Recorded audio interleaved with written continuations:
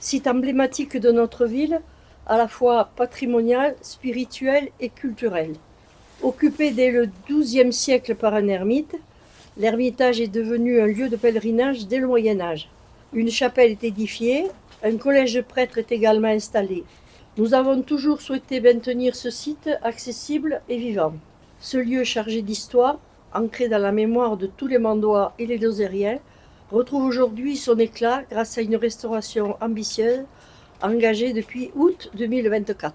L'investissement est de 1 165 000 euros, financé à 70%, 50 par l'État, 13 par la région, et plus le diocèse, et plus les donateurs qui ont été sollicités par l'intermédiaire de la Fondation du patrimoine. Saint-Privat et cette grotte est quand même, je dirais, l'historique de ce diocèse. D'ailleurs, je suis venu me recueillir avant même mon ordination. Je trouve que c'est un beau lieu et qu'il est mis en valeur à la fois pour les pèlerins qui passent, les croyants, mais aussi pour les non-croyants qui peuvent être attirés par ce lieu qui a une longue histoire. On a toujours intérêt à se souvenir d'où l'on vient et ça fait partie du patrimoine local très important. Alors il va être géré par la Société d'économie mixte de la ville, qui gère également le village de vacances.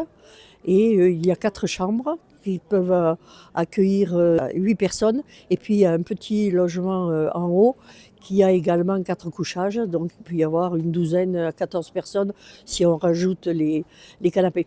Dans des grottes qui ne sont pas celles-ci, mais pas très loin, le frère Saint-Pierre avait retrouvé des petits coffrets en plomb qui ont été datés du IIIe siècle, ce qui atteste un peu l'origine avec l'ermite Saint-Privat, mais aussi de la ville de Mende, Mimat, par rapport à ce mont Mima. Je voudrais souligner aussi un événement providentiel. Tout à l'heure, Régine Bourgade a parlé de la signature du bail amphithéotique avec Monseigneur Bertrand. Il s'avère que Monseigneur Bertrand arrivait dans le diocèse et ça a été fixé au 21 août, par hasard, mais en fait, le 21 août, c'est la fête de Saint-Privat.